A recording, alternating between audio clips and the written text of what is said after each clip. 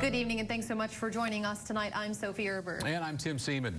There's a dire need for substitute teachers all across the nation.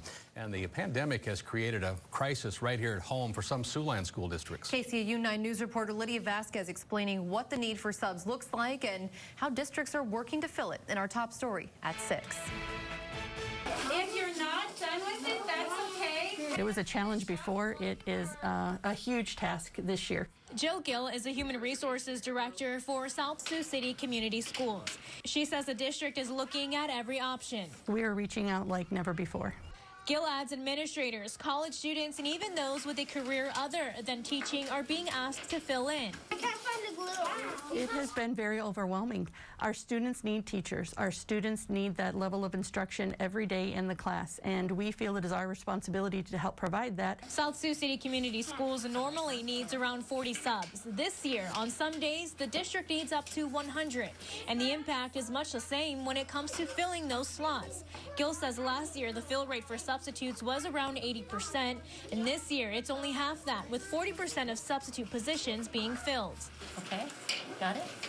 My schedule usually starts on Sunday night when John Schultz, our sub-caller, calls and he says, well, I have a full week for you. He will say, well, tomorrow I need you at the middle school, Tuesday I need you at the high school, and then more than likely during the week, that morning, the morning of, he'll call and say, I need you worse at this, I need you more over at this school than I had you originally scheduled. Across the river at Dakota Valley School District, the story is much the same. Feeling that there isn't a way to get more subs, that it is something we can't control. Dr. Jerry Rasmussen is the superintendent of schools at Dakota Valley. He says he's had to shift staff and teachers to take on extra classes. During the pandemic, I think every school is struggling with coverage of when staff are absent, and I don't see that it's going to get better, and I'm concerned that it might even get worse as we head into cold and flu season.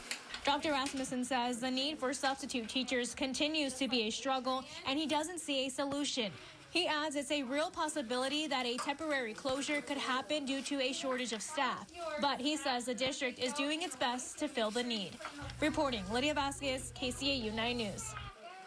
Meanwhile, that shortage of substitutes is causing leaders of the Yankton School District in South Dakota to call for a citywide mask mandate there. Just Monday night, the Yankton City Council considered but failed to pass a mask mandate.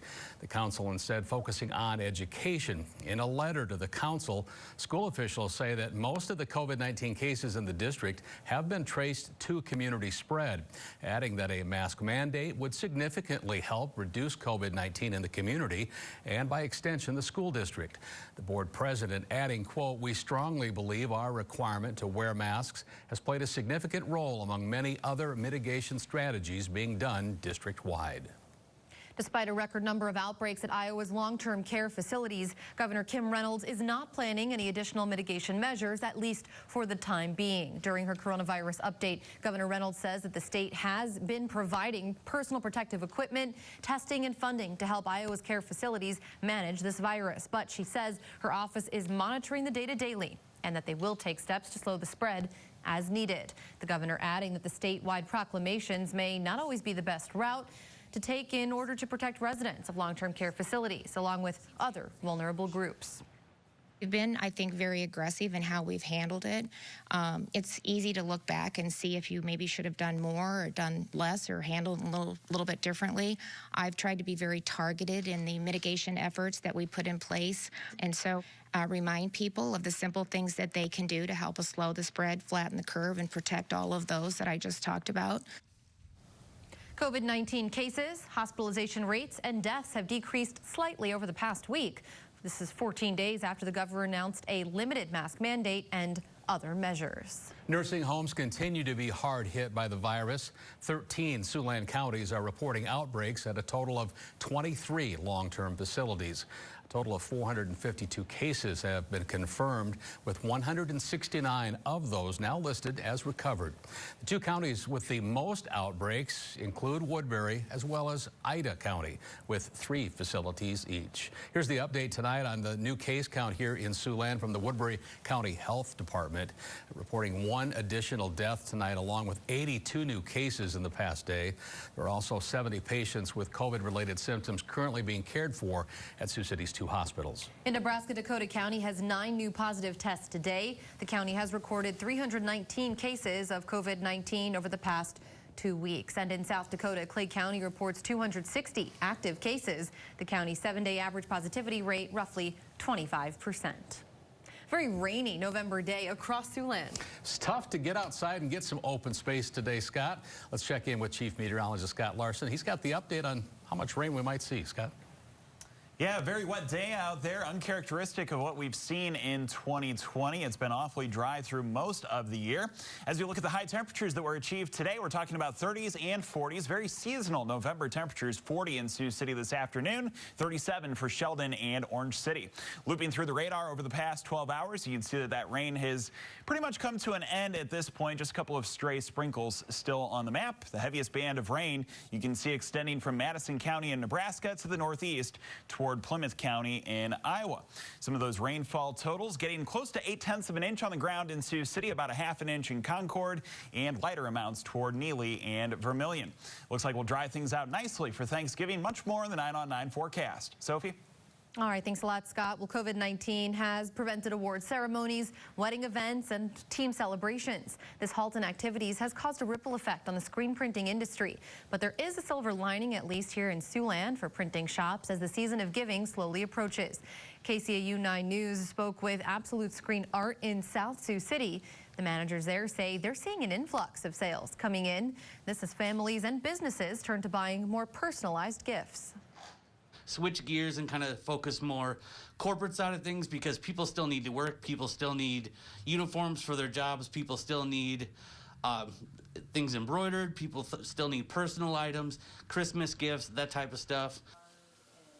And coming up tonight at 10, you'll hear from another screen printing business in Sioux City that has been in business for about 30 years. They share how they've overcome the pandemic and are continuing to keep their employees working. A well-known community member and former member of the Sioux City Community School District Board of Directors has died. 84-year-old Don, better known as Skip Meisner, passing away on Monday at a Sioux City hospital after a years-long battle with cancer. Now, Meisner served on the Board of Directors from 1978 to 1986. He guided SIMCO, a council of governments serving the tri-state area for many years, while also working to develop the Sioux City Riverfront as well as many other local projects and organizations. For more on his impact locally here in Siouxland, we have that on our website right now. You can check out that story at SiouxlandProud.com as well as on the KCAU 9 News app. And the Board of Directors for the Sioux City Community School District has a new president tonight. Perla Alarcon-Flory, elected to serve for 1 year, taking over for former President Jeremy Saint. Meanwhile, Monique Scarlett was selected to serve as Vice President of the Board of Education. Well, it can be hard to teach children about charity, but one lucky dad is very lucky with his 6-year-old. Indeed, how this young boy is teaching others about the importance of giving. That's coming up. It's been a really wet day in Siouxland. We can be thankful for some more sunshine and warmer temperatures to be coming back here pretty soon. Pleasant 40s and 50s as a drier pattern takes hold. Your 9 on 9 forecast right after the break. You're watching KCAU 9 News with Tim Seaman, Sophie Erber, Chief Meteorologist Scott Larson, and Sports Director Jake Jones. This is KCAU 9 News at 6. Well, it has been the kind of day where all day I've said it could be snowing. It could be, especially this time of year. Fortunately, it was coming down in the form of rain. And Scott, as you mentioned earlier in the broadcast, we really haven't had it. So maybe that's why it felt so jarring, because it's been such a dry year. It was kind of weird to see it, honestly. Yeah, it rained for most of the day. If this had been snow, we would have been talking about 8 to 10 inches of it. So thankfully, that did not occur here today. Of course, Thanksgiving coming up close, and we can expect to have some pretty nice weather for it, I suspect. Here's the view outside now on the North Star Community Credit Union camera. This is up in Cherokee, Iowa. Some slightly limited visibility there. And you can also see that we have some areas of wet pavement. That is an area of concern for tonight, since temperatures will be tumbling down below the freezing mark. Make sure that you are taking some extra caution as you're going out and about later tonight and early tomorrow. You can see that the temperature has already fallen into the mid-30s in Sioux City. It is 36 outside. We have a north wind of 15 miles per hour and high relative humidity at 86%. 50%. Temperature to upper 30s, just a little bit warmer as we close out the 9 on 9 next Thursday with a high temperature of 40. Tim and Sophie. All right, thanks a lot, Scott. Not a bad forecast for late November. Look forward to Thanksgiving Day. What started out as a $40 pool of money from one boy's allowance is now ballooned to thousands in donations. How this generous 6-year-old has inspired people in this season of giving, coming up.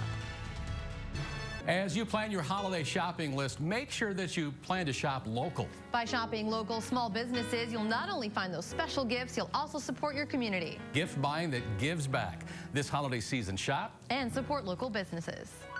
This is KCAU 9 News.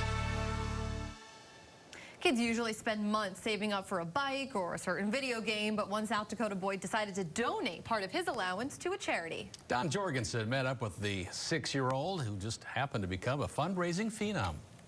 6-year-old Jed Frank of Mount Vernon loves bikes and had been saving money to buy a new dirt bike. But recently, he's been pedaling for another purpose. We raised another $1,000. Jed had been saving his allowance in a piggy bank, and when he took the money out, he decided to donate $40 of it to charity to help feed the hungry. I was outside working in the garage. I'd come in, and my wife Jill had told me about it, and I just kind of thought to myself, whoa, $40 out of $250, that's a pretty good chunk of change. Weston decided to match the $40 himself, and then did something that changed everything. I just kind of thought, wow, that's huge. I don't know where that came from. I don't spend a lot of time reminding my kid to do that, so I thought we'd post it on Facebook and say, hey, Jed's giving this much money. Does anybody want to match it? At first, they thought they might get a couple $100. Boy, were they wrong. Letter after letter came in the mail. Where are you getting mail from? I think the furthest we've seen so far is but down by Kansas City, Wisconsin, Colorado, all kinds of places. To 6-year-old Jed, it just made sense to donate some of the money to charity, especially this time of year. I just decided, oh, people that need help, they would really want some help from people that can help them. Because I thought people that are in need, they need food, and they would like to celebrate holidays. They even made a couple of videos about their fundraising efforts and posted them on Facebook. Of course, that fueled the fundraising effort even more. So far, they have raised well over $9,000. Originally, we didn't expect this much money, so we feel like we need to find multiple places to help out. I think there's an opportunity here to help with food, maybe help with some gifts, help with several different things.